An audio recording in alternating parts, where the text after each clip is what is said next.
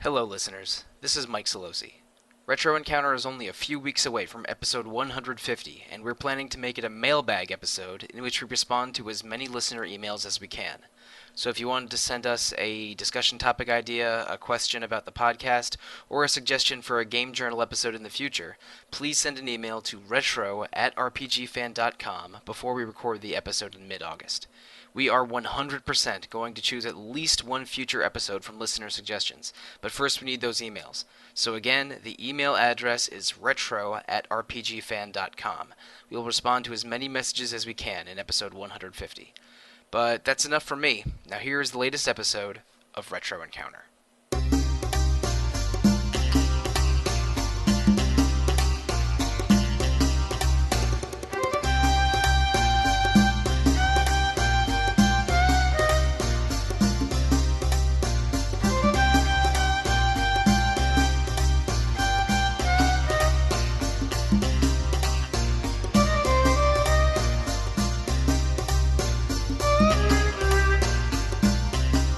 Hello and welcome to episode 146 of Retro Encounter, RPG Fans' weekly podcast of many topics. I'm Mike Sollosi and I'm your host for today, as I've been the host for the whole month, because July 2018 is Lunar Month on Retro Encounter. We are in the fourth of 4 episodes, all about the Lunar series of video games, and joining me on this fourth Lunar episode, second Lunar 2 episode, is Rob Fenner. It's me. Build guillotines for all the 4 heroes. Well, 2 of them anyway. No justice, no peace for these guys. Yeah. You know what? They're unusually merciful towards the 4 heroes in this game, but we'll get to that very soon. Also joining Rob and I is Leona McCallum. Hey, shapeshifters. Okay, I'm trying to. I don't remember any shapeshifters in this game. Am I crazy? No. Okay. It's a James Mansfield reference. All right. Wait, a James Mansfield, and not Jane Mansfield? Because I know it's a drag queen. Oh, okay. Drag queen, yeah. Okay. So James Mansfield is definitely named after Jane Mansfield then, because I'm very familiar with Jane Mansfield. Oh boy. Okay. Completely unrelated to drag queens, unless there's something he isn't telling me. We're also joined by Chris Gebauer. I mean, I've done some fun shows. Oh, but, okay. Hi, everyone. All right. We have not had this conversation before, Chris, and I apologize if I am misrepresenting you. But No, it's fine. I've worked a few burlesque shows before, though. all right, and joining Chris, Leona, Rob, and I is streamer extraordinaire. Wow, I think I messed up my R or a W or something there. Scott Clay, right? That's okay. Yes, Clay. Yeah. We got there. Fox I'm- McCloud? Yeah, I know, right? No, I was confusing Scott Clay with Scott McCloud, who is a Oh, yeah, Highlander. yeah I think Highlander. no Scott McCloud is a comics author. There can be only one. Yeah. The other one. But and actually, Scott McCloud's book Understanding Comics is very, very good, and I recommend it to everyone. But I also recommend Lunar 2 to everyone, because that is what we're supposed to be talking about this episode. Transition. We're also very tired. I am very tired, and I'm not sure if all this podcast hosting has gotten me better or worse at transitions. Because honestly, like I have put out some real clunkers over the years. But one thing that isn't a clunker is Lunar 2 Eternal Blue. I am playing the PS1 version Eternal Blue Complete, which I think all 5 of us are playing, because screw that save system on the Sega CD version, and I think those are the only 2 versions of Lunar 2 Eternal Blue available in English. Unless was there an English English release of the Saturn version? No. No.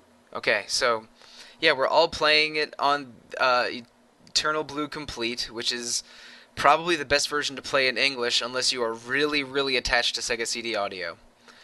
Now, before we get into the meat of the discussion into Lunar 2, I want to pick on Chris and Leona briefly, because you are our 2 Lunar 2 newbies. This is your first time playing the game, and we're going to save in-game discussion for the end of the episode, but can you give me 2 or 3 sentences, your overall impressions of playing Lunar 2 for the first time, starting with you, Chris? Impressed by how well fleshed out the whole cast is by the end. Truly enjoyed the journey as much as I didn't exactly love the grind. I think this game is pretty special, actually. Awesome. Okay, and Leona, same question. I really loved this game. By the end, especially the ending, I just found it so adorable. And the inventory system was better than Lunar One, so that instantly makes it great. It's not hard to have a better inventory system than Lunar One. Also, Leo, and Leo. Yes, absolutely with you on Leo, Leona. Now, Rob, you have played the Lunar series about as much as any of us, but I think you mentioned that you never finished Lunar 2, but got partway through a number of times. At first, am I right in saying that? And also, what's your overall impression playing this game? I got partway through once, okay. and then kind of swore off it for the better part of a quarter of a century.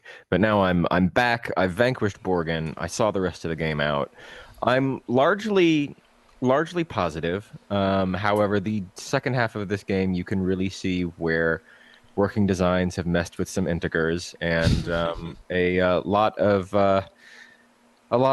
battles and bosses just sort of wear you down, and there's not a whole lot you can do. I'm especially looking at the Boomba Boys in Zabak Mines that sent me back to the title screen a few times in a blind fury.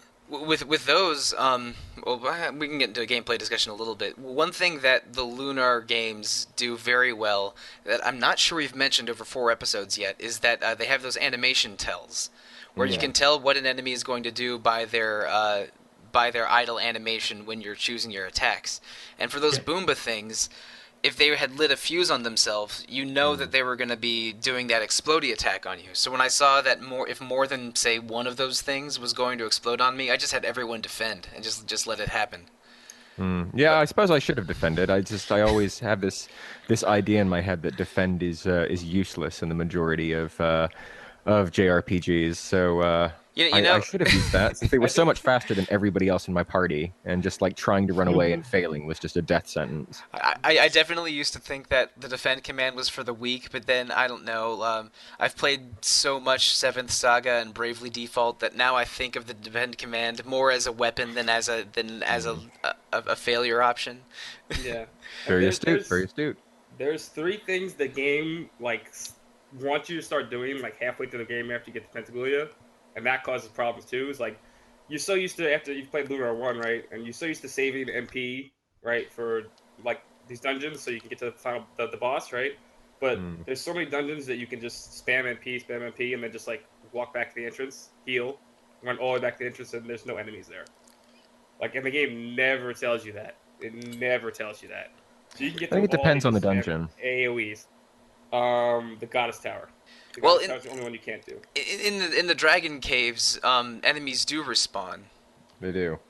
But I didn't really test this with more than 1 or 2 dungeons because the Red Dragon Cave definitely doesn't. The White Dragon Cave really? does.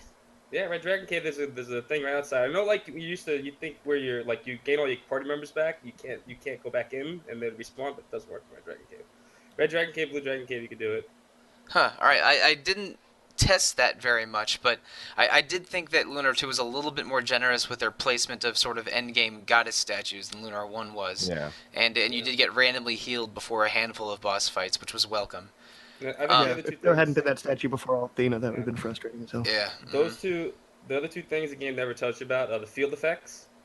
And yes, the field that came out of nowhere. Yeah. Fortunately, there aren't that many field effects. The 4 Dragon Fiend bosses have them, and I think. Yeah. One of that the makes it even more confusing. Yeah, one of the late game spare. Zophar things I think has it. Am I mistaken?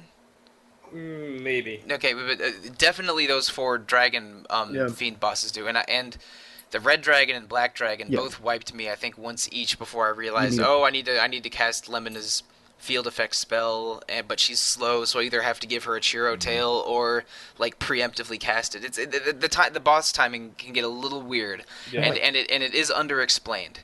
Even the icon that says that there's a field effect in effect, Bottom for right. lack of a better word, is a little bit too drab and kind of blends in It's with subtle. Yeah, no, Yeah. it's hard to see, and it doesn't And it even doesn't tell even you that tell you it's what it done. does. Nope. It, It's like, oh, this is a fire enemy. I knew that. Thank you. well, Fire no, dragon. it's more like using the fire dragon as an example. Like the fire dragon casts their initial fire spell that creates a fire field effect. It doesn't tell you about the field effect. It only shows the icon in the lower right, Yep. and you don't really know what that is unless you Unless you know, notice it. unless you And then you have to notice figure it it and then figure it out by dying, or have a guide at your side, which I did for much of the second half of this playthrough, but maybe not all of it. I definitely used it for as a checklist to make sure I didn't miss anything in the epilogue. But we I haven't had to talked. look it up And then- because there was no field effect in the Sega CD version. So it was like, Ooh, oh, here's there this was. thing Oh that my. just hasn't been mentioned. And just, I've played for 30 hours and now here's a thing that nobody's going to say anything about. So And was if weird, but- if one of those dragons does a full screen attack with that field effect in place, you will die. Oh, Yeah, it's yeah. over. That's Dead. like, that was the last thing I wanted to say too. Is like the game after the White Dragon Cave, it wants you to spam White Dragon Protect on every Oh, yeah. single boss. Mhm. All And I did. I seriously. I didn't need it for every boss, but for more than half of them, definitely. But yeah, it's White Dragon Protect is a very, very important tool for the second half of the game. But we're already talking about battle mechanics. Scott, you're a Lunar super fan. Lunar 1 and 2, in some order, are the two greatest games of all time. Yes. Do you still hold this opinion? Yeah, I mean, Lunar 2 is still my favorite game. I like the way it ends. It's fun. It's campy, but it's fun. It's like it has two really good endings. I think you want to consider the first one ended, the first part ending, but it's fun. I like it, and I still like, even though the mechanics it gets kind of hard. Once you played it so much, you kind of know how to abuse everything, and you kind of know how to get to the game pretty quickly. Okay. I mean, All right, that's our message to fans. Lunar 2 is hard, but once you've played it 7 times, it seems more easy. than 7. So that's our recommendation. Play it 7 times, and it I won't played seem it hard twice anymore. in July. Dedicate a chunk of your life to this Yeah. game, Mhm. and you will be happy. Or you could just, like, check a guide, or Yeah, that's probably better. just listen to your friendly podcasters. Probably so. But okay, now where we left off was, I guess early on in Disc 2, we sort of covered the events of your first visit to Pentagoulia in our first Lunar 2 podcast episode last week. But now we are back in the thick of it, and the player needs to conquer the 4 dragon caves and also resolve the side quests of 5 of your party members, or 4 of your party members. Mhm. And yeah, Leo and Ronfar kind of get roped Yeah. into the same, don't I, they? well, I was talking about Ruby. Of course. Yeah, and I wasn't counting Leo, but was counting Ruby, because Leo is sadly not a permanent party member until Disc 3. But basically, those 4 dungeons both sort of set up the final confrontation with Zophar, including a big dramatic thing at the end of Disc 2 that I definitely want to get to, but also resolve these sort of character quests, or more character-specific storylines one by one, and in general, it felt very neat. Like I think I might have used a bowling analogy last episode too, but they're sort of setting up the pins, and then you're knocking them down one by one in this in Disc 2. But let's skip over Null for now. Let's talk about what happens at the Blue Dragon Cave. So basically, for 3 quests in a row, one of your characters, defeats someone from their past, and then you get a dragon aura, and then you conquer a dragon cave and get a dragon crest. And that starts with Jean, Lun, and the Blue Dragon. So, Rob, what do we think of Jean's character transformation, and more importantly, her outfit change? I like this, and at the same time, there's so much around this quest that I like and I don't like. I do very much like Jean uncovering the identity of Lun as the leader of the Shadow Dragon cult, and sort of like taking her limiter off. Whereas as a dancer, she's like competent at inflicting status effects and like using items very quickly, but she really shines as the kung fu master. when she starts, she starts dashing around the field and doing about double damage that she did with her fan, and then she gets all those handy martial arts techniques. Yeah. And she's really grumpy in her character portrait from then on. No, There's no I more mean, smile. intense, right? Intense. Yeah, Yeah, it's it's- Karate Master. Kind of grumpy. Let's be honest, it's pretty grumpy. It's stern. I mean, grumpy, I think, it has a different connotation. But my it beat is. here She is- does look sorry, go like ahead. she's disgruntled with everything. I Yeah, will she give really you that. does. It's almost like she had a tragic past where she had martial arts beaten into her as a child. You think? Oh, Or it's like wow. someone just farted every time she walks into the room. I'm not sure which one. But in dialogue, she still stays pretty sassy. Oh yeah. Oh yeah, and she has a lot of fun with Ron Farr's jokes still, which is Yeah, great. and I think Ron Farr tries to grab her ass literally like an hour after the love of his life is revived. Yeah. Yeah, pretty much. It's while he thinks the world is getting destroyed. Yeah. Now is that a Victor Ireland or is that? I would You- love to see the original you- because you- I can't see that being in there. You know, it is dialogue only. I'm sorry, voice only. So that we don't know. We do not know, or I do not know what the Japanese is. That could very well be Victor Ireland, but Jean is still sassy, but she is in a new. She has a new style and a new move set. She has a bunch of martial arts techniques that make her not a discount Alex. For a while, I think Blue Dragon Palm is stronger than Alex's Poe sword. So she's. Oh, you did it again. Hero. You did it Oh again. shoot! It's Hero, not Alex. Damn it! All right. Okay, Okay. it's Studio Alex. Okay. Discount Alex is fine, but it's Hero's post sword and not Alex's post sword. I'm sorry. These. He's a discount Alex too. Yeah. Yeah. These generic Lunar protagonists. Like I love the companions in these Lunar games, but the main character is just a boring sword boy Vessel. every Just a time. vessel. It's She has a boomerang this time. Dynamic. the Lord in this Yeah. Fire Emblem game has different blue hair than the past four. This one's cape is red. To be fair, Hero talks a lot more than Alex. That's true. I, mean, No, I think and- Alex's main line is Luna, and he says that at least half the time. It's is- almost like Vague and Claire from Tales of Rebirth, but in Hero is marginally more interesting than Alex, but they're still similar enough that I mix them up all the time. And anyway, back to Jean and Lun. I love martial arts movies and stories. Like I think I mentioned in a previous episode how much I like Shaw Brothers movies like 36 Chambers of Shaolin and Five Deadly Venoms. So having a martial arts tournament arc with a one-on-one showdown at the end of it is 100% my jam. And I like Jean's new clothes because the asymmetrical collar and the tiger stripe look is like, yeah, all right, this is cool. Well, I mean, I did miss her global range on her fan attacks, but I did appreciate the +1 attack and the so she can just combo enemies the whole game, and her new moves, which were great. I really like Jean's arc, and it's both physically transformative and personality transformative. Like she's putting her Shadow Dragon cult past behind her while accepting her martial arts identity at the same time, with that whole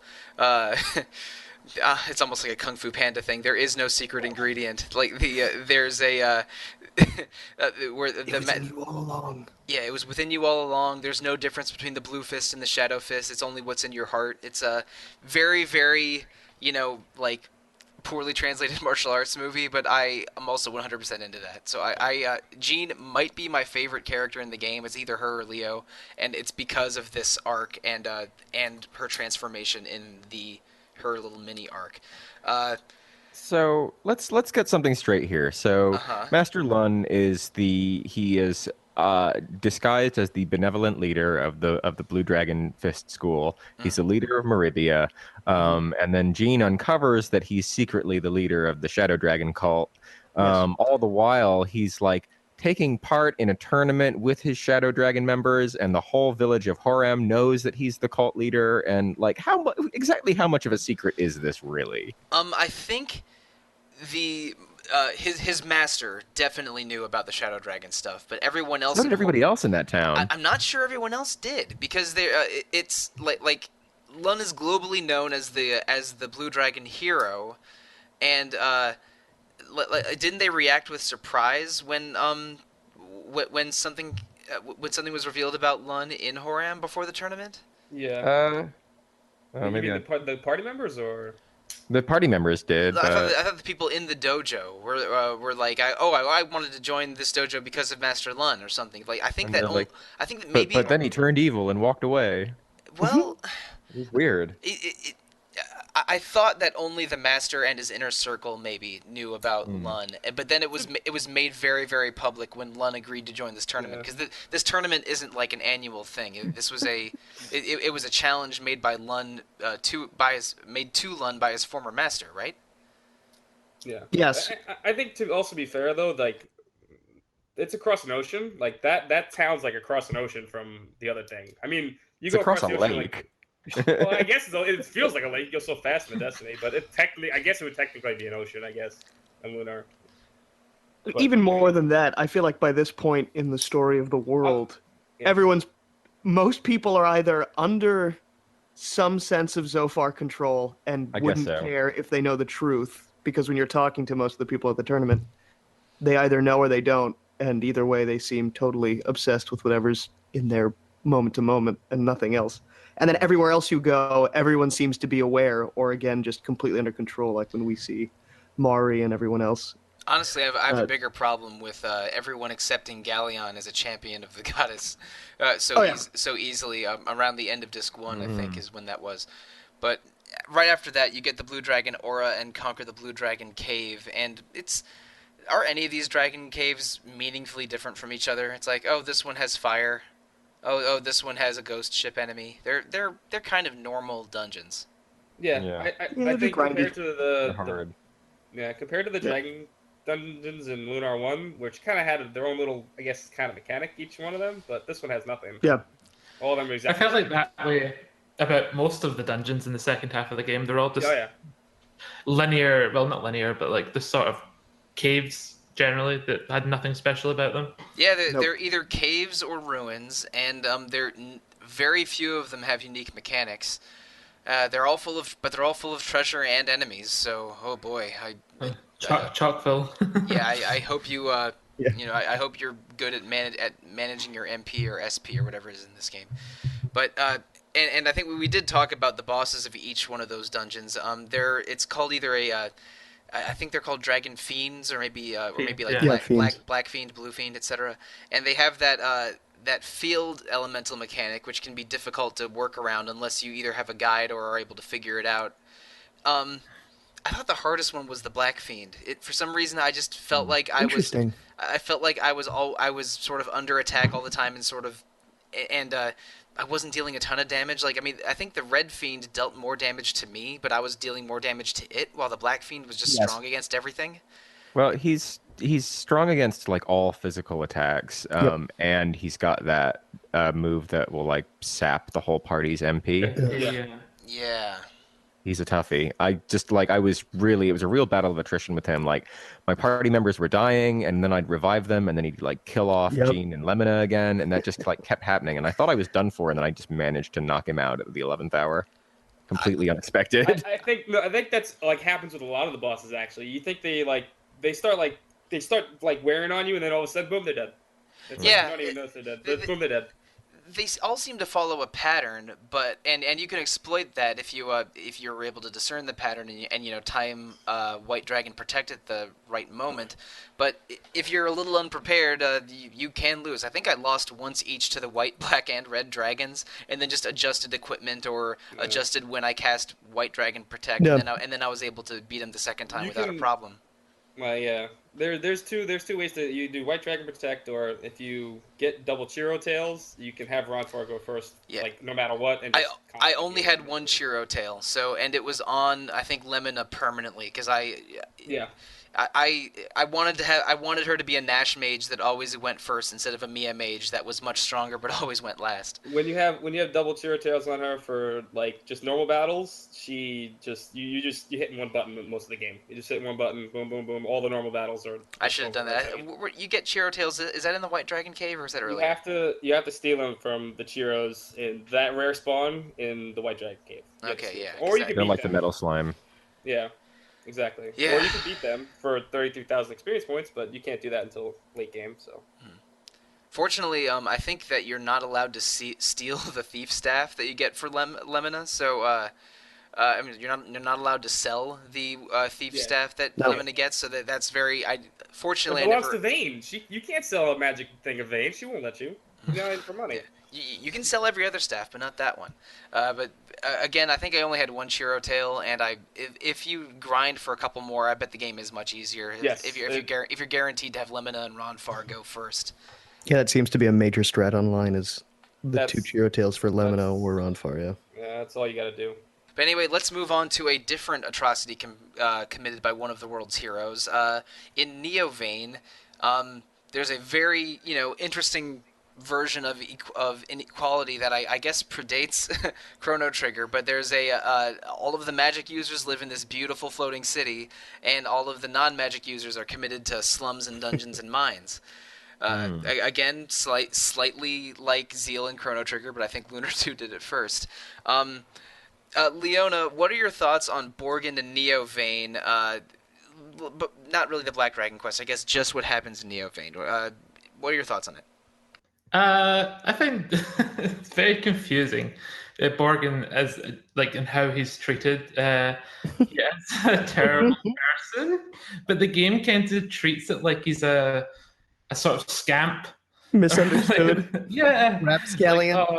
And the relationship with Lemona's mother is so weird. It's like, oh, sure, he kidnaps me, but he's okay, really. Sure, he sentences all these people to work in mines, but he's such a looker. I don't think she Hey. calls him a looker, but she is unusually forgiving. She blind? Oh no, think she she actually kind is, of isn't she? likes him. She kind of likes him.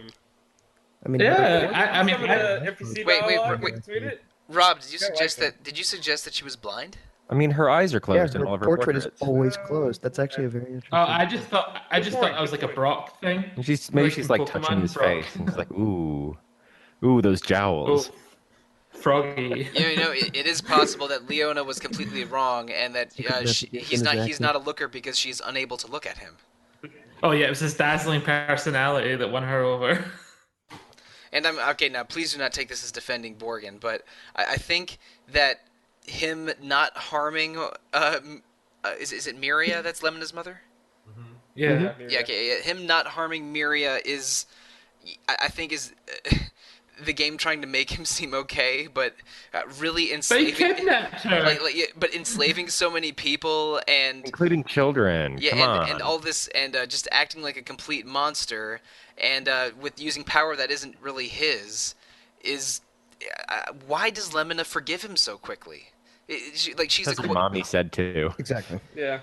Because the game wants this redemption sort Yep. of theme running through where everyone gets redeemed no matter who they are or what they've done, and it's so silly. I mean, you're right. It's the game wants us to forgive all of its villains, including Lun, Borgin, and Galleon. Galleon, yeah. I 100% accept forgiving Leo and Maori, but these other three way less. No way. And with Borgin, also when Borgin asks Lemina to kill him, Lemina's comment is even, "I'm not going to kill you because I'm the same as you." It's like, no, you're not. No way. What is Lemon- that line?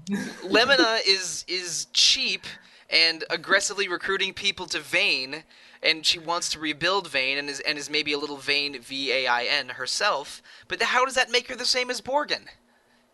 I feel like something got lost in translation with there. Yeah, No, I it's guess. just a long stretch of trying to, again, like you guys said before, about looking for the redemption tale, and it's the idea of Yeah. both sides of the coin are only split by that. It's like Lemona's arc is that she's maybe a little bit pushy and annoying, and then you realize, oh, she's doing this for her hometown and for her mother, and that's why she's always trying to get money. And then you are 100% on her side when you see her opponent in Borgin kidnap her mother. It's like that's how our feelings for her evolve in the first half of the game.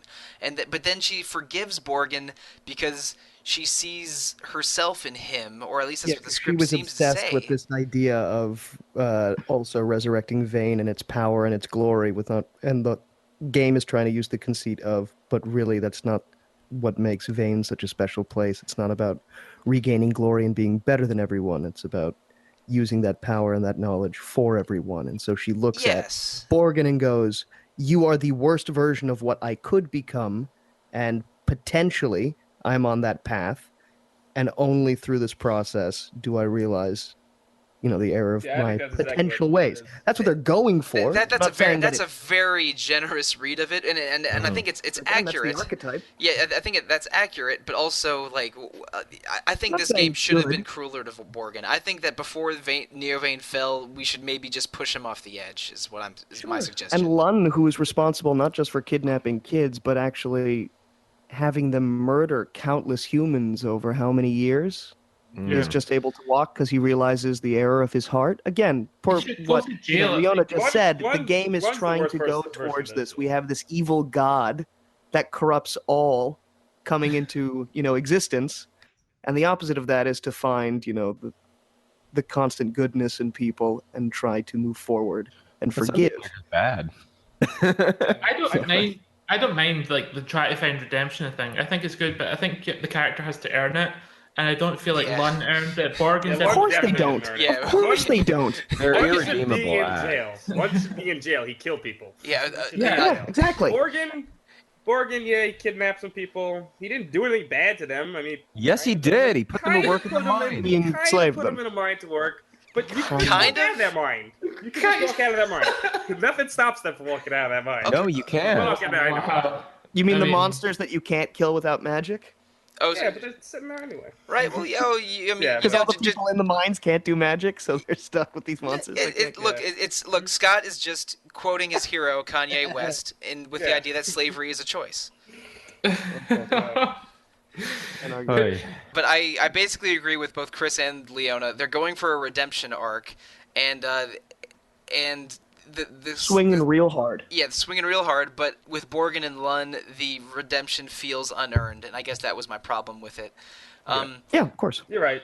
Yeah. But with Maori or Maori, I'm not really sure. I think the game said Maori, but I always wanted to say Maori.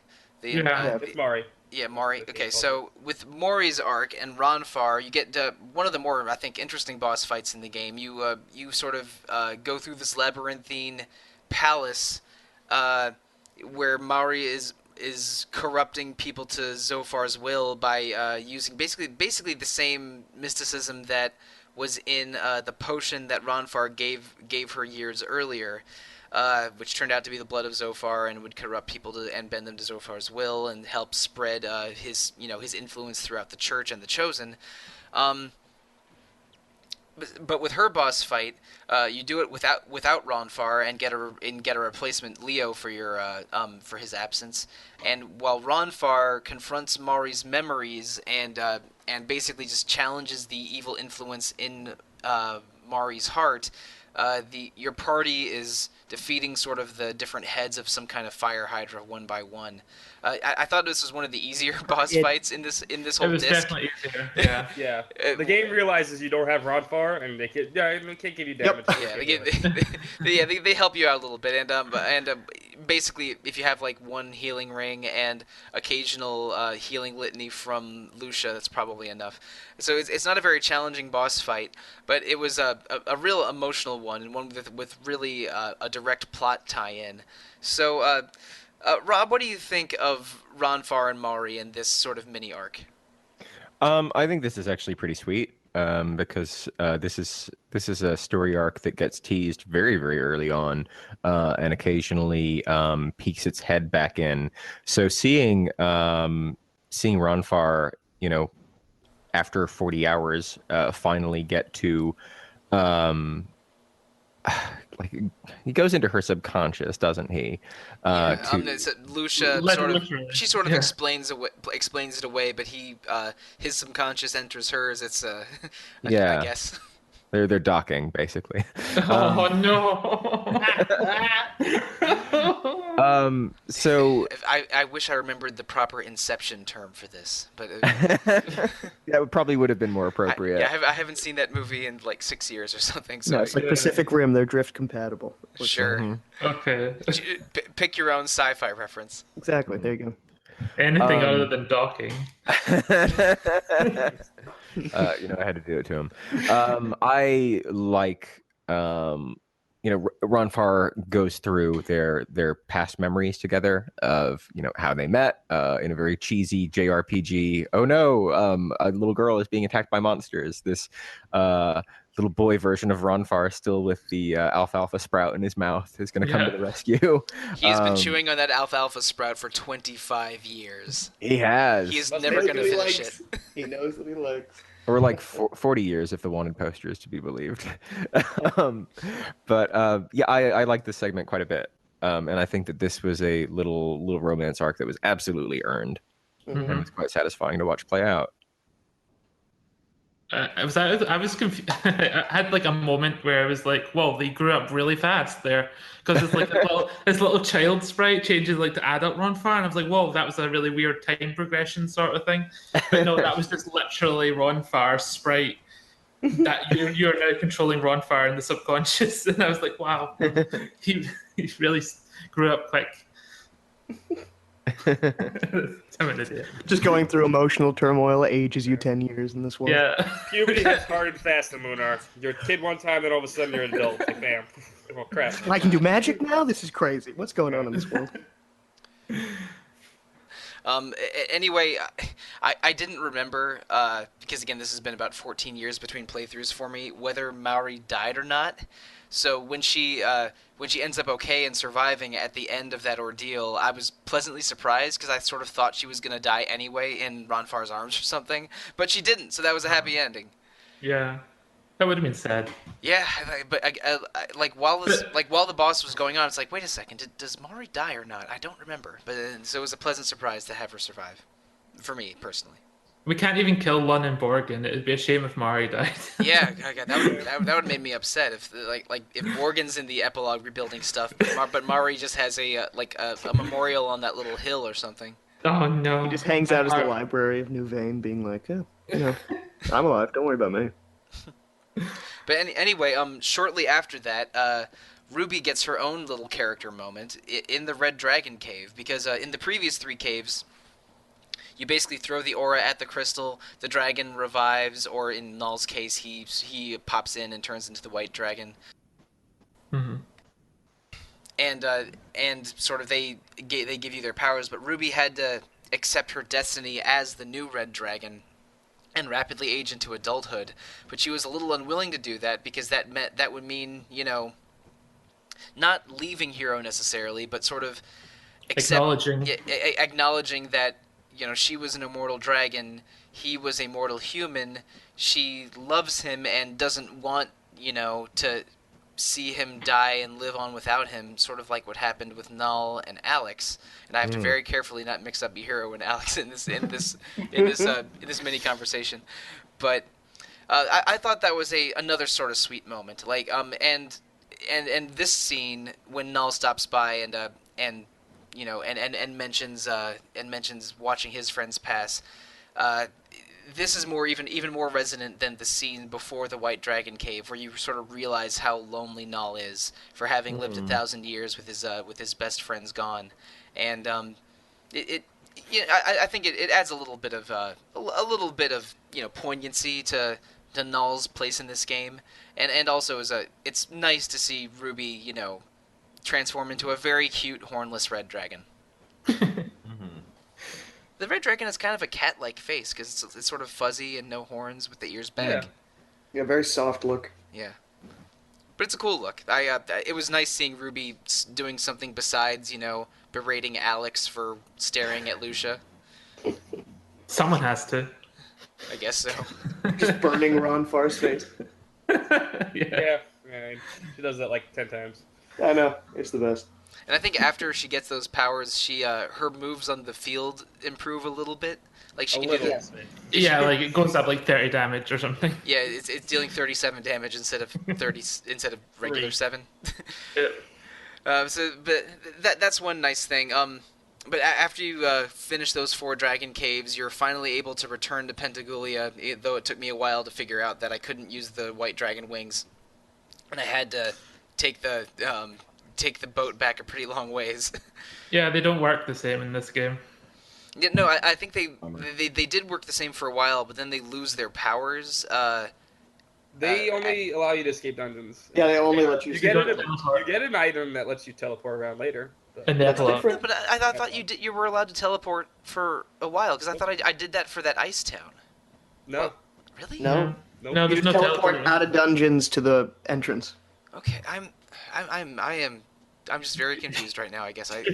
Well, it does save a lot of backtracking in every dungeon, so I'm sure you used it a Yeah. bunch, and it feels like you are legitimately I usually actually used teleporting back I to usually town. used Ronfar's escape litany to get out of dungeons. Yeah, they give you too many options on how to escape from dungeons in this game. So The weird thing is like I said before about going back and you can actually heal in a lot of those dungeons. If you use those abilities, the monsters respawn. Yep, But they if respawn. you walk back, if you walk out, right, and go to Oh. the statue, Yeah. Oh, right. Yeah, the dungeon remembers that you've cleared the levels Yeah. until you leave the dungeon. that's only So you like I can- said. There's a few dungeons that don't do that, but a lot of them allow Yeah. you to do that.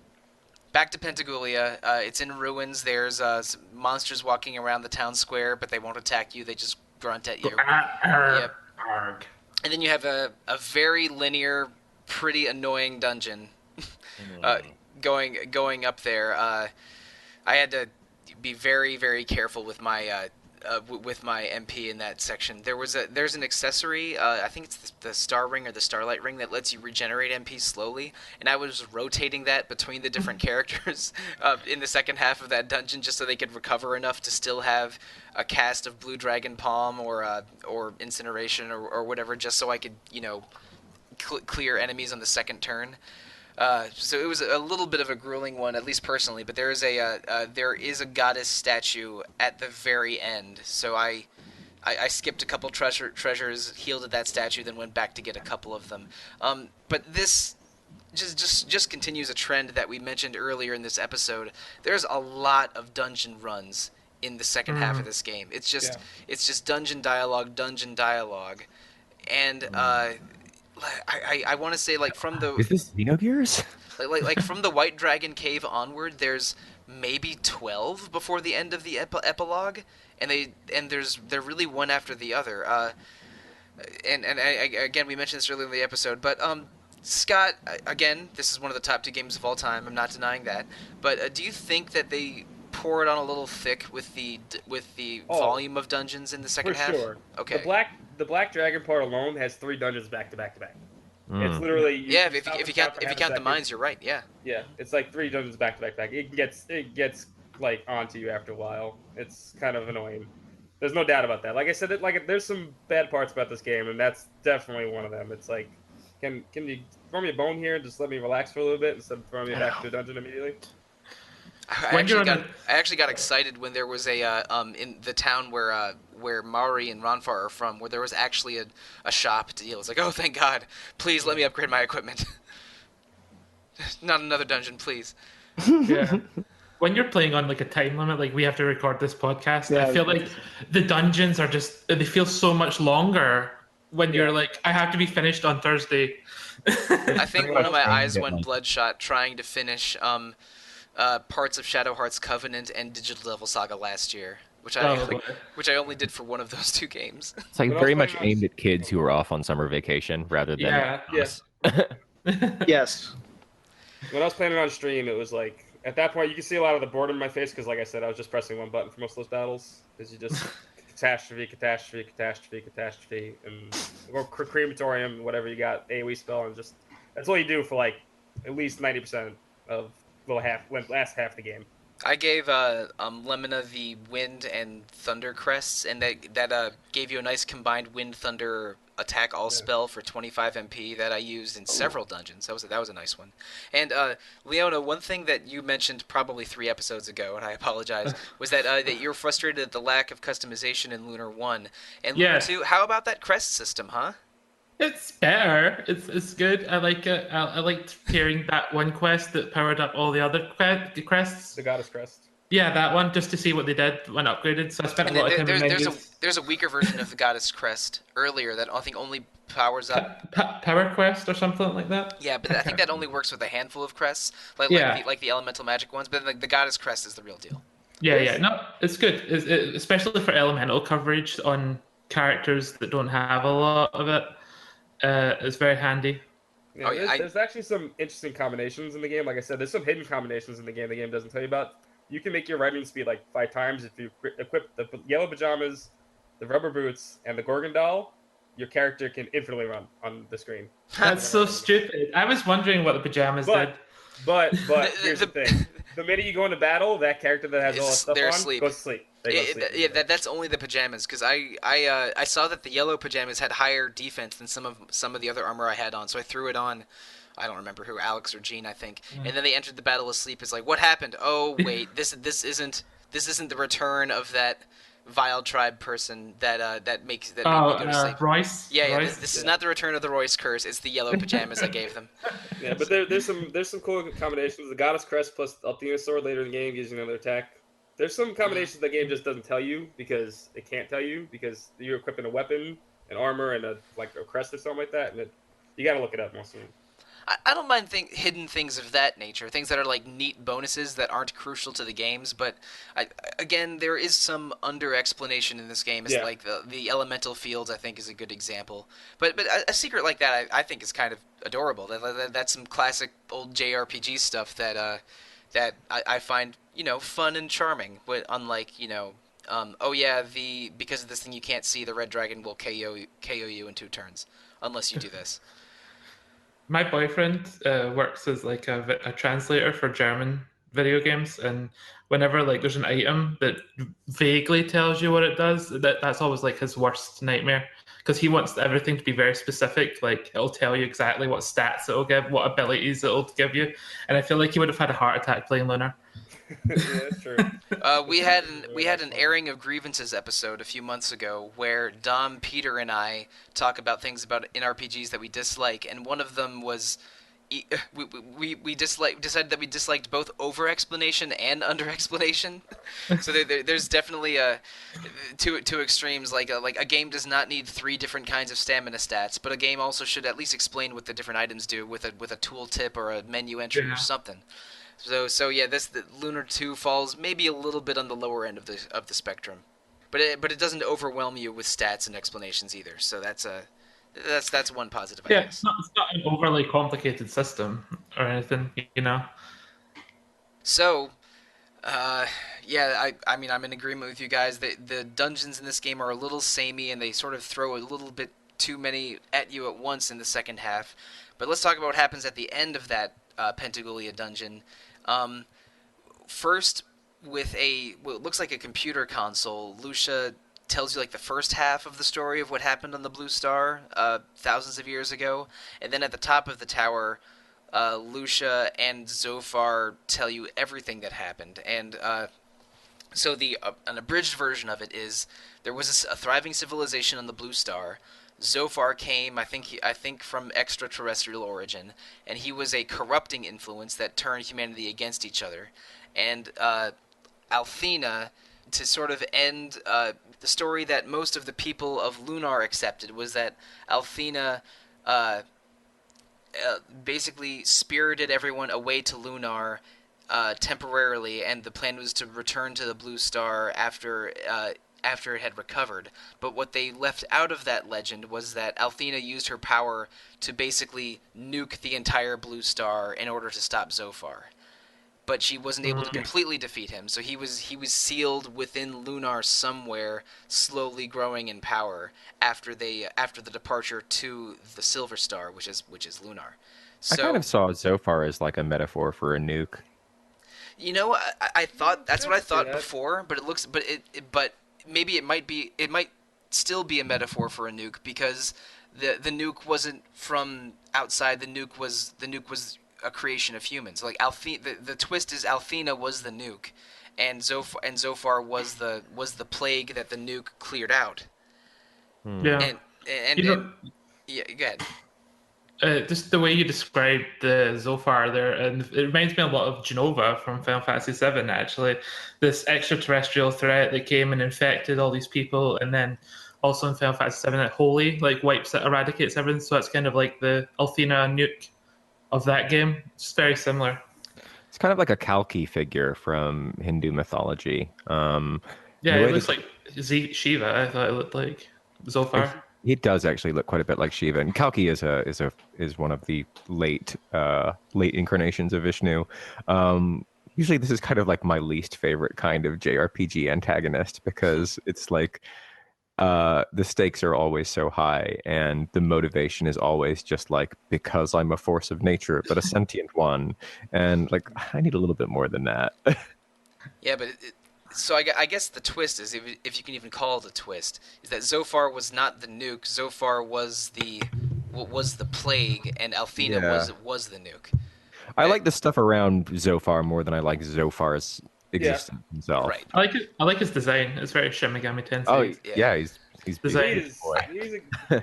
He's a creep. Back in the day, I thought it was super creepy. It was like, Yeah, he is Yeah. creepy. and I find it I creepy. is always creepy. question. I always question where's the top part going to? Is there another body above the clouds, or is it just connected to nothing? He's like a lampshade, big hanging Yeah. lampshade. Yeah, it's like I'm like, what the hell's up there? Yeah, but The I'm with evilest Rob. lampshade. This is not a great trope or a great concept that has been done a lot of times, but this is so far is a good version of that trope. Because I believe his threat, and I don't mind him as a sort of an evil presence that's teased early and slowly evolves. The one thing I find confusing is that Zophar seemed to plan this all from the beginning. Everything from Lucia's arrival to her Yeah. sympathizing with humans to her taking on Althena's power and then losing to him quickly because of her new humanity. It's like, did you really plan all of that, bro? Like, whoa, How It convenient. doesn't even make sense. It doesn't. Why would you do that? He's been dormant for how long? And He had nothing to do with plan, right? exactly, he witnessed all the events of the first game, and it's fairly identical in the whole sense of Althena choosing to be human and all the and It's like Ocean's 11. He was in prison so long he had all the There time you in the go. world to plan the There you go. perfect crime. exactly. He's just Perfect. been sitting there waiting But multiple thousands of years. I still haven't totally wrapped my head around how he managed to plan every element of this. But the basically what happens is Lucia reveals to everyone what really happened on the Blue Star. The team is unusually accepting of her, and they're still ready to go and fight Zophar. But Lucia rejects that idea, absorbs all of Athena's power herself, tries to take on Zophar herself, hesitates when Zophar attacks Alex, and then as a result of that hesitation and blocking the attack on them, Zophar absorbs Lucia into himself and now has his own power and Althena's power, and is going to corrupt and possibly remake Lunar just like he attempted to do the Blue Star thousands of years ago. End of disc 2. But also, there's a bunch of cool anime scenes Yeah, those surrounding all of that. FMVs Yeah. are real great. I was My going to say favorite, it's a my problem. favorite actually scene of that all the anime scenes is actually seeing old Luna at the top of the Oh, Oh tower. yeah, yeah. right, Middle-aged Luna. yeah, right As a- before that, right As a before fan that of the scene first was. game, sorry, I didn't mean to cut you. No, As it's a okay. fan of the first game, like you see Null, and you don't see everyone else is dead, right? And you don't get to see them anymore. But then you see old Luna, it's like, oh man, she probably passed away. Yeah, I mean, I think we mentioned this in the previous episode as well, but I have difficulty accepting Galleon's role in Lunar 2, but I think that Null's role and the old lady Luna's role are actually quite sweet. It's Yeah, Yeah. same. Yep. like those are good callbacks. Galleon is a head scratching callback. So anyway, that sets up basically the final confrontation prior to the epilogue, where you go through a whole new dungeon because we're definitely not sick of dungeons yet in Lunar 2, and you conquer Zophar. He is completely surprised at humanity's potential for anything, which Luna alluded to, but Lucia and Zophar were unable to accept, and you eventually you defeat Zophar naturally and get the first ending. But before that, I want to talk a little bit more about Lucia. We did allude to this a little bit in the previous episode, but at the beginning of the game, Lucia's really only a messenger from the Blue Star, and she knows what her goal is, and is a little confused by this hero character, Hiro, who is also an Hero, I guess. His attachment to her and his complete willingness to help her, but then she sort of slowly becomes more human. She discovers shame, where she starts being embarrassed by her unusually frequent nudity, and But not at the end. At the yeah. end, she seems over it. yeah, and so she she's getting more attached to the party and is becoming sort of more human. To which point it compromises her mission at the top of the Goddess Tower, and the projection or the hologram of old lady Luna seems to have anticipated this. She's like, look, I'm sure you've gotten here with the help of human companions. Believe in them. Believe in the power of humanity. Don't do the use Althena's power to nuke Zophar thing. But then she doesn't listen to Luna's advice and sets up the final conflict. So, and also, I'm sure Rob liked this. She reverts to her early game outfit for the Hell yeah. for the last segment of Disc 2. Yeah, Italo fashion triumph. fascism. Yeah. So, what do we think of Lucia's arc? It gets better at the epilogue, and we'll talk about the epilogue in a minute. But she starts out as sort of extremely naive and becoming less and less naive, but then sort of throwing that all away to set up the final conflict. Is there something we sort of wish was handled differently, or is I'm sure Scott is going to say Lucia's just perfect. No, I would never say that. Come on. I'm perfect. Nah, that's close. No, I'm just kidding. Sure, all right. I think it's a good arc. I mean, I like especially toward the epilogue where she. Can we talk about that yet, or we have not talked about the epilogue yet, okay. but we can jump around. It's fine. It's like she understands. She feels bad. She feels bad that she has to go back, and I think that's the part that I think makes her arc complete is that she realizes she has a job to do. She has to do that job. She can't stay. She has to go. And I think that makes her the arc come full circle, and I kind of like it that way. I think so. So she was going to nuke the Lunar world, right? So yeah, she was going to repeat what happened on the Blue Star to eliminate Zophar, and the hologram that Luna left implored her not to do that and to believe in humanity. But then she ignored Luna's advice and was going to nuke the world anyway. But then that confrontation with Zophar that we talked about earlier happens. Yeah, well, she did take Zophar as a very serious threat. I don't know, did she see like what Zophar did to her world back then? Yeah, can't remember. Yeah. I think she sees that as a more necessary sort of evil she had to do. So I was okay with her be struggling with that inner choice of, do I do this horrible act for the greater good, or do I believe in this, metaphysical concept of humanity surviving, beating Zophar, Yeah, the nuclear war analogy I think holds through to that conflict of hers as well. Mm-hmm. I liked her arc. I do like Lucia. Is she Athena's daughter? Because they call her like the princess of the Blue Star, and I'm like, who's the queen of the Blue Star if not Athena? They're kind of like goddess, not queen. Okay. Yeah, I think Athena was an immortal goddess, and she was a powerful member of some royal family of the Blue Star is my assumption, which is a little confusing because she has a similar blue hair to Althena. That's what I thought, because of the blue hair. I thought, oh, maybe they all have blue hair. Isn't she one of whatever the original beings are? Even if I it's would not think exactly so. a goddess, it's just she's one of the original peoples before humanity was created by Althena. Or she's from That's the why same she's an immortal. energy that Althena was born from. I mean, I think for those who have played Lunar 1, it seems pretty clear that they're teasing Lucia to be like some kind of incarnation of Althena, and like ultimately she ends up like inheriting that identity. Yeah, I was a little confused. I think I mentioned in one of the Lunar 1 episodes that Lucia was a future incarnation of Althena, because I thought incorrectly that Althena would continue to reincarnate after Luna died, which I did not properly remember, because again, I played Lunar 2 for the first time in like 2004 or something. So I mistakenly said that Luna was the first of multiple incarnations of Althena and Lucia was a future one, and I was completely wrong. It's not really clear. It's clear that Lucia can wield Althena's powers and is connected to Althena at a deeper level than a normal human is, and she refused to humans as an other, like she is not exactly human herself. So my theory was that the civilization of the Blue Star was closer to the goddess than humanity was, and after the move to the Silver Star, the planet Lunar, those people evolved or perhaps even their powers diminished to the version of humanity that we have now.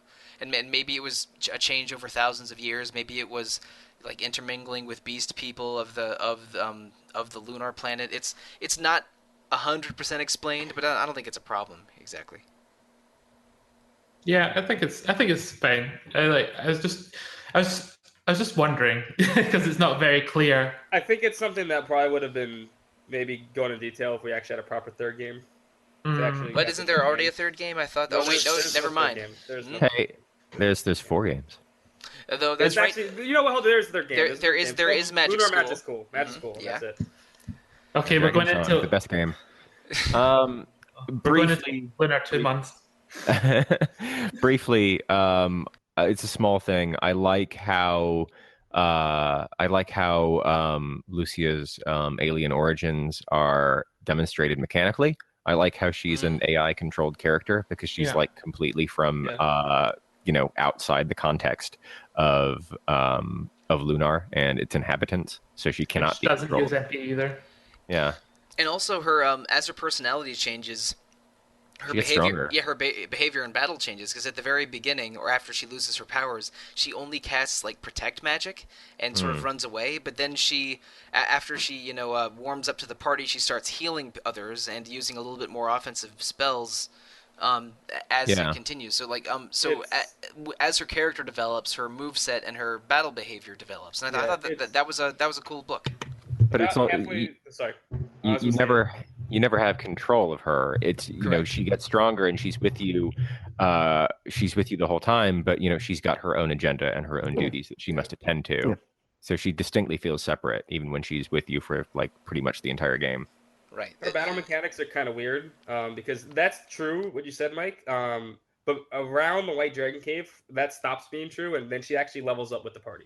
She takes the average level of the party and she levels up with that, and her spells actually change back to her original spells as you level up. Yeah, she slowly Kinda gains her good. powers back, and her HP starts getting dramatically higher around the midpoint of the game. I didn't know the exact mechanics of how the levels up worked, but I did notice her getting, I interpreted it as her discovering empathy got her to healing the party more often, and casting boosting spells instead of just casting protection on Well, herself. that's definitely I think early thematically on. that's intended. Yeah. Yeah. It's like it's That's halfway synonymous through, and then growth of gameplay and actual story. Yeah, but that's more of a disc one thing, and her gaining more spells and averaging level with the party is more of a disc two thing. Well, I think. that also works thematically though, because as was just said by Scott, it happens after the White Dragon Cave, Yeah, the Pentacle, which means yeah. that you're slowly unsealing the power of Althena again, and so she's getting stronger and stronger, but now with more intense magic, just Right. like she had before was all taken from her. So it's actually it's pretty well done for being kind of simple. And you can right, actually. Sorry. No, go You ahead, can Scott. actually check out what magic she has by I believe you cast one of the healing spells and you quickly enter her magic. You can actually because her thing lights up as you heal her right on like the menu. You can actually check out what spell she has at that current time. Huh.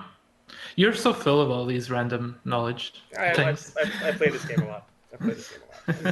Let me, as you established earlier, you don't truly understand Lunar 2 until you've beaten it 7 times. Yeah, Apparently not.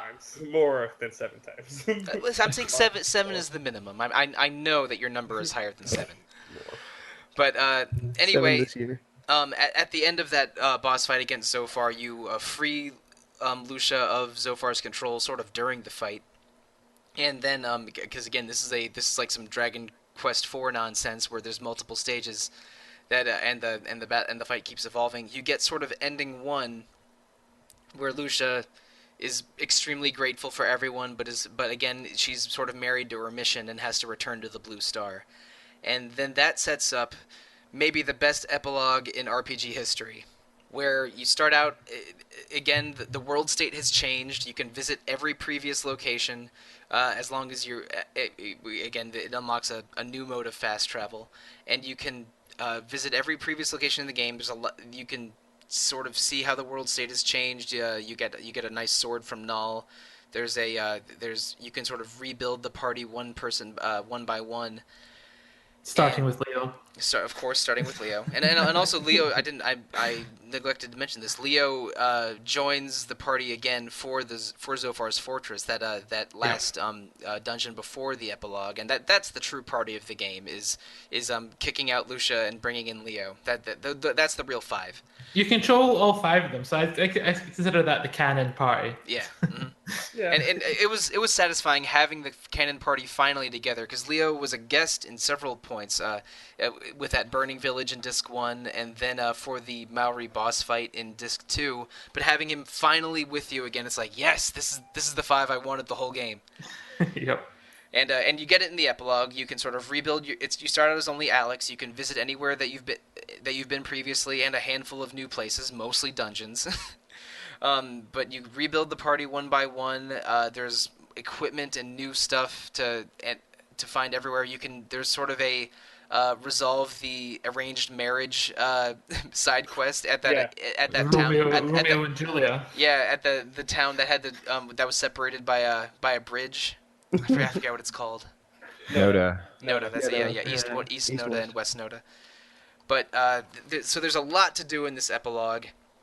But mostly, there's two very large dungeons where you get dragon eyes. Because remember, in case you forget the first 30 minutes of the game, you start out collecting dragon eyes from a mysterious ruin, and you go back to that very ruin from minute 1 of the game. Yep. In Yes. the epilogue, which is That's cool. a callback that I think both 14 years ago and 24 hours ago, I had forgotten that you go back to that starting cave. I'd forgotten about that starting dungeon until you go back to it again. So It's a good job those level 50 enemies weren't there the first time you go there. they are, but you run away from them and never Right. never engage them. That's right. Oh my god. It's so good. So yeah, it's just a very cool callback that is very elaborate. I spent probably 7 or 8 hours in that epilogue. Yeah, At it's a least. fun epilogue. Despite it being 6 dungeons. More dungeons. So, well, no, it's... 'cause It's I two thought- that you have to do, right? And there's another there's 3 two or big 4, right? Well, there's the 2 big ones, and then there's the one that doesn't have any treasure in it. That's basically just a tower going up, and then and there's 4? Aren't there There's 3 or 4 4 others that are Like the optional? Lionhead Cave. There's There's Brave Dragon's Labyrinth. Nest, Lion's Head, the Brave Labyrinth, and the Lost Labyrinth. Lost. Yeah. Yeah. Yeah, Lost so Labyrinth. okay, so two mandatory, 4 optional, then 1 final. So 7 new dungeons in this epilogue, plus new equipment for everybody. Ultimate weapons. Yeah, ultimate weapons, ultimate armor, all of that jazz. There's a lot to do in this epilogue. Chris, you're again one of the new players of this. What were your overall feelings on everything you could do in the epilogue here? I mean, I was a huge fan of everything going on here. I'm not going to say that I did every optional dungeon because I did not by any stretch. But I really love being able to revisit locations. I think one of the in every major game, especially a large RPG, you've invested so much time in. The lingering question is always, I wonder what happened to, and in your head you come up with 12 different little scenarios you witnessed along the way, and your imagination plays on it. And I really enjoy the fact that in the Lunar series, they do this thing of like, no, go back, see what's happened. There's more to do. Go explore. I did not really love going through those dungeons just because I was Leona, you made the joke earlier of like we were burning through this game, and you as well, Rob, of just like we had our crunch, and we probably didn't play this in the healthiest way because of that, with our lives and everything else. I paced myself Summer pretty vacation 12 years ago, or 20 years ago, would be far simpler. I paced myself pretty well for the Lunar 1 episodes, and I was ahead of schedule for both of those. And Smart. For the Lunar 2 first episode, I was, in an okay position, but for this time, I was really going to the 11th hour. Again, it was less than 8 hours ago I beat the game, or right around 8 hours ago. But I will say the flavor of the epilogue, and as in what is going on and what you get to witness, is top notch. And I really do enjoy the cast of this game, and I think that even in its limited script, they did overall do a pretty great job with the translation of this game. There were plenty of moments that I was actually impressed by their word choice, and I know that might sound absurd, but especially considering the era and everything else, I have to say, I found it So pretty many great. '90s references. Yeah, So there's many. I know. there's What some there's some really Not Yeah. nearly as much as Lunar One, to be fair, but Quite a bit. there are some eye rolls in this script, oh, but of course, but still a Victor Island thing. yeah, in general, I think this is an entertaining script, but again, sometimes LOL Victor Ireland is it does not age great, Of course. especially with how acerbic he has been over the years. But my word, But for the era, it is still impressive when I yeah, compare it to every other, well, not every other, but a They lot put of games they from put a lot of love into it. early I to mid think. '90s. Yeah, they really did. if you think of this as I think a 1993 RPG with some updates, it's very very impressive and again consistently entertaining. I love the characters of Lunar 1 and 2, but the script has not aged as well as people's nostalgia would dictate. I think in general, because Sure. there's a lot of positive nostalgia around the Lunar games, and most of it is I think earned, but not for the working designs writing. I feel. I will say that I think the one part they don't get enough credit for is the dialogue they have for a lot of random townspeople, Hmm. Sure, yeah. especially in the section. Like I go back to Neovane and Zabek Mines. A lot of the random townsfolk you can talk to in Zabak uh, actually have something interesting to say about their plight Yeah. and going through and maybe it's a little bit of the cliche just because I've been in New York my whole life, but there's certain conversations of the guy being like, hey, I'm working a really crappy job, but I used to be a doctor, or I used to be this, and like my life is miserable and I don't know what to do anymore, I've lost all purpose. And those little flavors of, I mean, I've had that conversation with I don't know how many people in the city Probably of lost mostly taxi purpose kind of drivers. thing. I've had And that there's conversation too, oh dude. yes, exactly. But it's that kind of thing of just I really think they in this translation it comes across in the epilogue as well when you're exploring everything again and revisiting. The flavor of the world is really good. All right. What fleshes out the world building, the people in it, I really think they did a tremendous job. So it's fun. Yeah. That's my spiel. I'm done talking now. Okay, Leona, your turn. Your thoughts on the epilogue in general, but maybe not quite the real ending yet, because we'll hit that in a Right. second. Okay. Well, I actually did do all the dungeons because I'm what? Sickening. I I don't know why. I thought there would be more like plot related stuff in all these dungeons. So I was like, they're going to talk about it on the podcast, and I'm not going to have a clue what I'm talking about. So I did every dungeon, and I got really angry when I got to the end, and it was like, oh, a shield, great. I think the best thing not plot related was maybe Alex's ocarina. Ocarina, That yes. yeah. So that was a fun little callback that and it plays all the music from the game. So that was nice. Yeah, that was a time before, well, the fledgling startings of maybe like YouTube. You didn't have access to that music outside of Yeah, so soundtracks. you had to fire up the game, listen Yep, to the soundtrack. um, it was fun collecting some bromides, getting traumatized by Borgen's bromide. Morgan's Bridemar's the best. That's the best one. Again, maybe it's for the best that Miria might be blind. Yeah, for her Yes, sake, yes. I hope she's blind. He has two, by the way. He has two bromides. Oh, does he? I only got the one.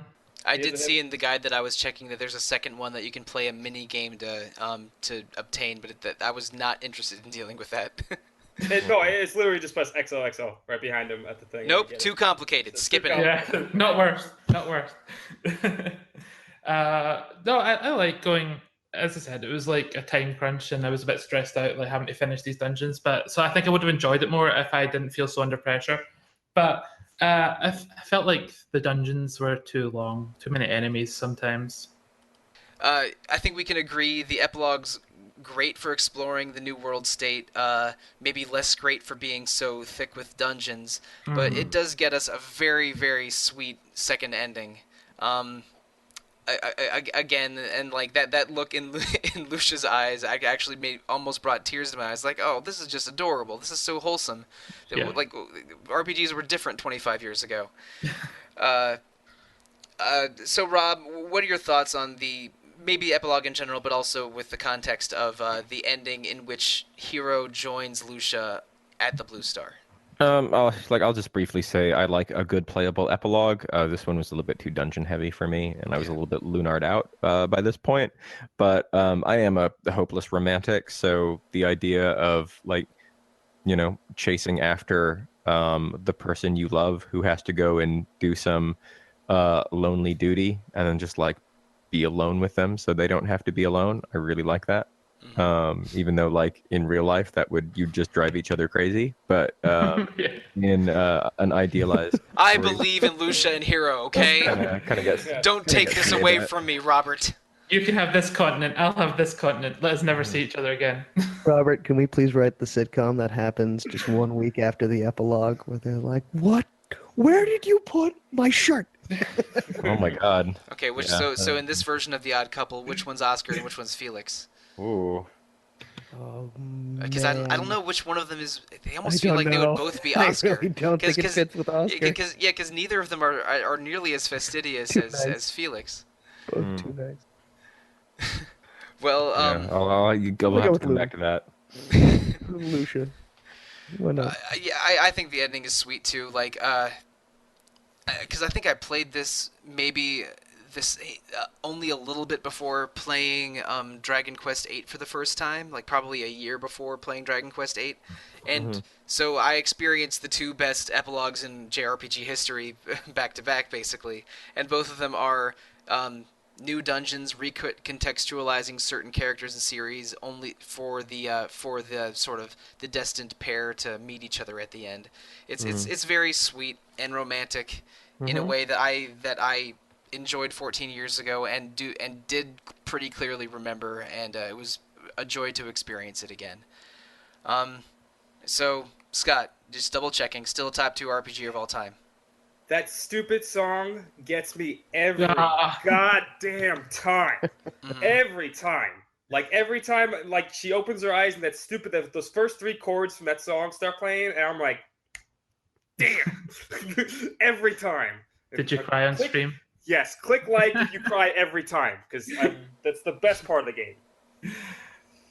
Ah, Send a sub if you cry every time. yes. Excuse me, I gotta go update my PayPal information. Uh, no, I like it's.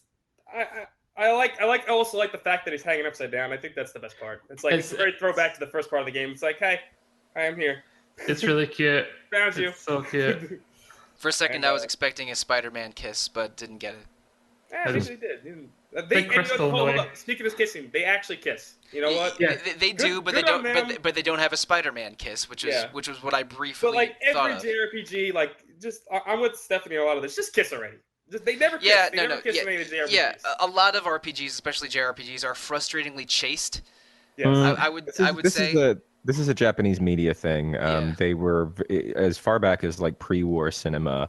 They really didn't want to show kisses on Okay, there you screen. go. There And you then go. once McCarthy came in and started dictating what the new values in Japanese cinema would be, the Americans were saying, okay, now you have to like consummate romance and show kissing, and then like they kind of like did a bit of rebellion against that. Ozu famously, like his Yeah. movie ended with a kiss, and the lady like put her parasol in front of the screen just before they touched lips. Yeah, no, it's almost like So- death in a Greek tragedy or something. Like it all is implied, and all the emotion of the death is there, but all deaths have happen off screen, or I should say off stage in Sophocles and Aeschylus and Euripides Yeah. plays, and so like consummating romance is like that in a lot of old Japanese movies. Like I think of the Ozu movie Tokyo Story, which is basically just a lot of frustration and despair over a marriage with almost no romance in it. And so, and again, that probably does a lot of Japanese theater and Japanese cinema bleeds into more modern Japanese art, like cartoons and video games, and even tokusatsu shows, where there's again. For me, because I'm a hopeless romantic too, I like it when two likable characters get together in a work, and again, Lunar 1 is a pretty romantic game with 3 distinct couples, and Lunar 2 has at least one distinct couple among the main cast. It was nice seeing them kiss, and maybe not as good as Kyle and Jessica, who I don't think visibly kiss in Lunar 1, but have the best relationship in either game, I think. But it was, I was very, very satisfied by the sweet romantic ending to the epilogue. Because, again, this and Dragon Quest VIII, like, put romance in JRPGs, please. Yeah. Also, the grass is starting to grow on the Blue Star, so it's like kind of a hopeful. Things are starting to get better there. Rather than a very hopeful final image. I've always questioned how did Hero find Lucia there? Because the Star Dragon Tower doesn't necessarily bring you where the Blue Spire brings you, right? Like, I want to know.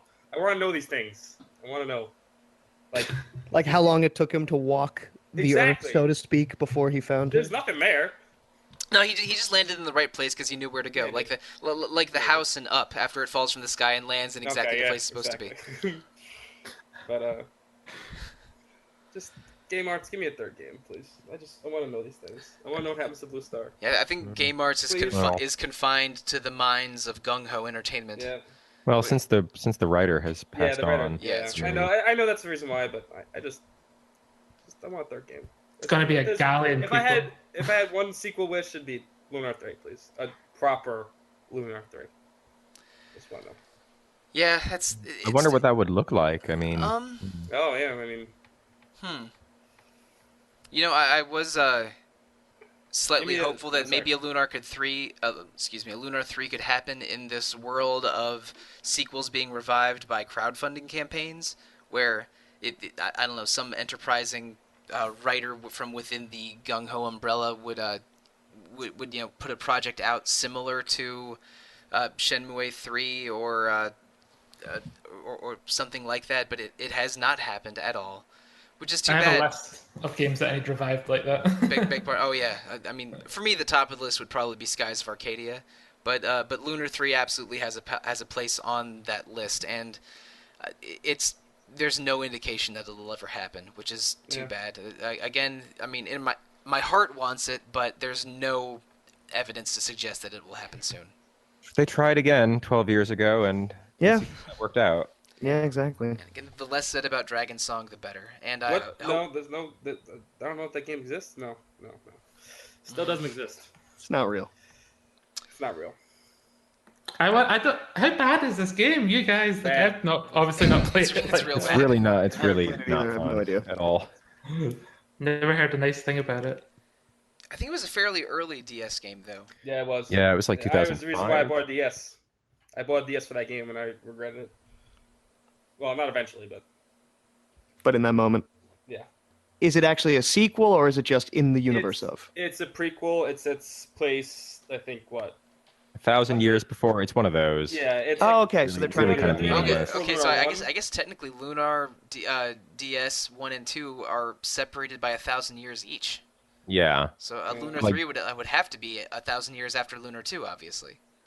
Well, I mean, there's Magic School as well, which is Magic School takes place I think 40 or 50 years before Lunar 1. It doesn't think that it is. That's Yeah. also pretty cool.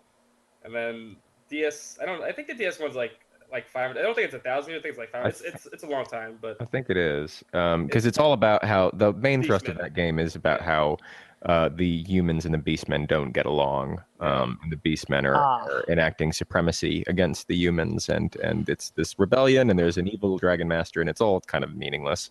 I kind of liked. It's just a story in the world kind of thing. Yeah, Yeah. I mean, there's not a whole lot of tension between the races in the other Lunar games, and I kind of like that. Yeah. So, like, if you're gonna go for that tension, like, go hard and Yeah, go examine for what that good is like, reasons. rather than just it really amounts to not very much at all. That makes sense. We And I'm never sure really get an explanation about why they're the pixies that Galleon looks after. Yeah, that's- What- I think those. I think that's just meant to like humanize Galleon. Yeah. And Yes. it's just Yeah. Again, so weird, though. I love Null's role in Lunar 2. Galleon feels so out of place. I don't think he Yeah. needed to be in this game at all. You don't It's even, just like the He's the red Pixies- herring. He's just the giant red herring. you don't of even get a proper Galleon much of boss the game. battle. Yes, you do. No. Yeah, you Ew. do. Yeah, you do. Yeah, you do. You On the fight roof of right Vane. after You gotta beat Lucia. him. Oh Yeah, yeah, After Lucia, Oh, you should- right. No, I'm sorry. We didn't talk about it, Yeah. but you do fight him, and it's the worst thing ever. Yeah, but it's not exactly. That was going to be my Yeah. follow-up to that. Yeah. It just feels And then like, every- oh, and then we're everybody fighting wants you all now that. on the You beat roof? him. Okay, To be thanks fair- for showing up, To dude. be fair, he's a gimme boss fight. He's actually like pretty easy Yeah. to beat. Yeah. Oh yeah, the fight I is forgot fine. about It's I for- everything after it. It was so forgettable that I did that probably 20 hours ago or like 40 hours ago and have definitely forgotten about it. But Yeah. He just gets to show up with smarmy dialogue, and then all of a sudden And be a then good guy. goes. Yeah, I was trying to help you all along. That's why I was trying to kill you all the time. yeah, And then he ascends into heaven in a golden light. Yeah, that's terrible. So bad. That's weak. All right, well, if we're talking about the worst parts of Lunar 2 and a DS game that may or may not exist, we're probably close to wrapping up. Yeah, we're off. Starting Yeah. with you, Leona, again, final thoughts on Lunar 2. Do you regret doing this for the podcast or not? No, I absolutely don't regret it. I love playing these games. I'm really glad I played them. Some of the best characters in RPGs, exist in these two games. I also think that Leo is probably one of my new favorite characters I've discovered, so I'm really happy about that. But also, we didn't talk about it, but that Leo Mari has a bromide, and it's like she has her own mystery sort of. Yeah. Sidekick. Yeah, her own Mystere Mystere. mask, yeah. Yeah, Mr. Yeah, oh, that was great. And Rafa's just sitting there like, oh my god. Yeah, like, this is my thing, Mari. Like, it's brother and sister. Stop stealing everything I do. All right, and so Chris, same thing. Overall feelings about Lunar 2 and regrets. Do you have any regrets about doing the podcast? No, not at all. Like I said, my biggest issue is just the grind, especially towards the end. It's not exactly fun. I think a lot of us got burned out by it, but I really did enjoy the game. It's a really good game. It still is. Has its flaws, but still great. All right, Rob, overall feelings about Lunar 2. I like it. I enjoyed playing it again. I enjoyed getting my comeuppance several years later. I gotta say, it doesn't touch my heart the same way Lunar 1 does. I feel like there's a strong setup. We talked about this in episode 1, that like having the 4 heroes and Althena recontextualized as like a force for oppression is a pretty smart move, but I think it doesn't fully follow through on that potential. For reasons that we talked about, Lun and Borgen especially. On the whole, I think Lunar 1 and 2 make up like a pretty nice little package together, like two different sides of one coin. And whereas I think I'll always prefer that first game, I really do like what Lunar 2 tried to do, and I think for the most part it was successful. Awesome. And Scott, I know I've asked you this question probably 8 times. Your thoughts on one of the top 2 games of all time? It's still, like I said, the last half of that game is a grind fest. You're 100% correct. But every time when you get to that stupid ending with that stupid song that gets you every single time, you feel it's worth it, and it's lovely. I like it. All right, and I guess it's my turn. I was eager to replay these 2 games for the podcast. We resisted doing Lunar 1 and 2 earlier in the Life of Retro encounter because these games were hard to find, and we try to avoid games where access is really difficult because then it's less likely that listeners will be able to follow along, and less likely that RPG fan staff people will be able to get a copy of the game to play along. But because of RPG fans' history as the former LunarNet, and because a lot of people within RPG fan staff have really love Lunar 1 and 2, we were able to get to pull this together with plenty of interest. But again, the grind in Lunar 2 is real, and at times, Friday and Saturday night recently, I was a little bleary-eyed, like, I guess I gotta finish this. Oh, damn. Oh, man, there's another one. Oh, God. Why can't the dragons just live in houses?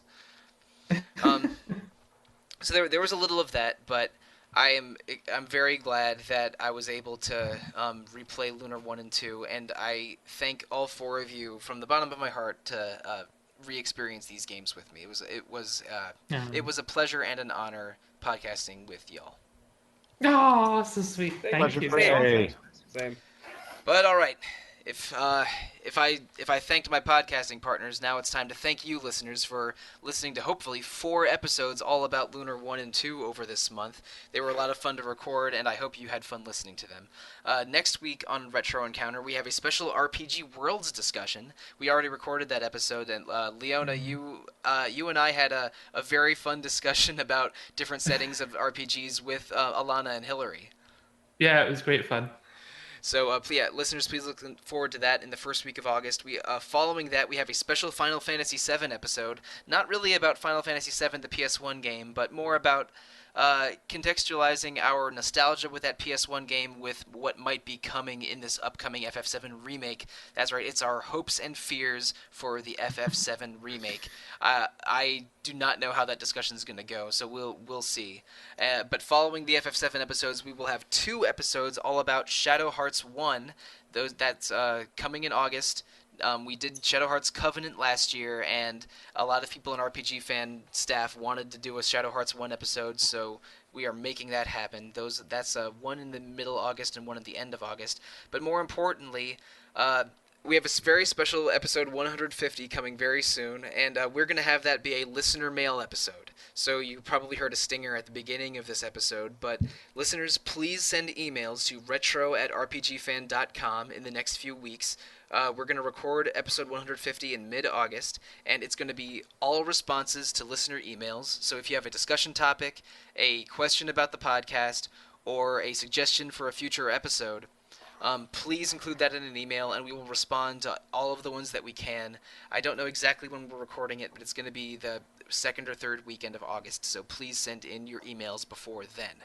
Now, in addition to emailing us, there's also RPG Fan forums, RPG Fan Twitter, Facebook, Discord, Instagram, that you can find links to on the front page of rpgfan.com. There's another podcast hosted by that fine website, Random Encounter, which is hosted by Derek Heemsbergen, that goes usually every 2 weeks. But that's more focused on current events and what staff members are playing. And also, I think I mentioned a second ago, there's a RPG Fan Twitch page where we have streams going on, I think every day. Is that right, Scott, or is it more? Every day. Okay, usually every day, maybe 5 or 6 days a week, depending on availability of streamers. But if you want to check out the Twitch schedule, you can either go to the RPG Fan's Twitch page or go to the front page of rpgfan.com, where the Twitch schedule should be on the right.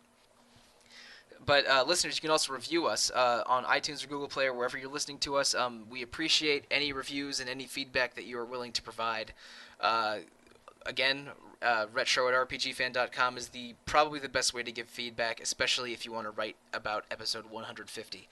So, oh boy, that was a lot of housekeeping. But, gentlemen and lady, let's talk about how listeners can reach us individually, starting with you, Chris. You can find me on Twitter at Chris Gebauer. All right, and Scott, how can listeners find you? I do not have a Twitter or Facebook, but you can definitely find me on the RPG Fan Discord, and of course, you can find me all the time on the RPG Fan Twitch account. I'm there all the time. We stream every day. We stream these Lunar games. We streamed Octopath. We streamed Persona 3 next, so it should be a lot of fun. Cool. Stop by, have a chat. We'll talk. Is the archive of those past streams Yes. relatively accessible? All of the 628 videos of VODs sitting there if you want to go through all the games we played. That is many videos on demand, and that is excellent. Yes. All right, Leona, your turn. I go by Starmongus on Twitter, and on the Discord, I go by Starmongus. I appreciate the consistency, which I do not have. I mean, I'm not as consistent as Scott, who just goes by Scott. Yes. My name. Sometimes he's Scap. Yeah, sometimes. Oh, yeah, sometimes. But Rob, your turn next. I'm on Twitter at MissAnthroBob. I'm not on the Discord because I don't like thinking fast. So let's have some delayed tweets back and forth to keep my anxiety at bay. Right on. And because I am an anxious social media monster, I am everywhere. I am Monsoon on the RPG Fan forums.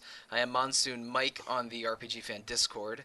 And I am at The Real Monsoon on Twitter most of the time, but I have a second Twitter account where I get a little weird called @EvokerForDogs. Whoa, we're getting wild here with this evoker. It's built into his collar. It's an evoker for dogs, which Scott may experience very shortly if he's going to be Yes. playing Persona 3. Yes.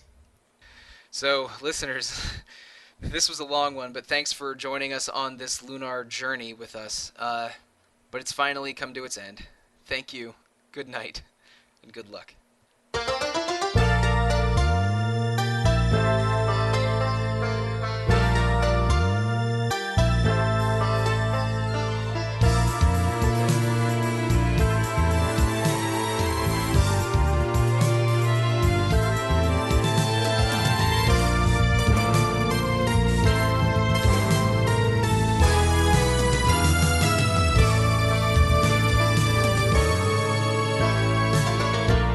A legend of old, a story forgotten, the memories of true love stolen from time. A darkened romance, try hard to remember a doorway to the heart beckons your mind. And now a corner of night can lift the weight from you.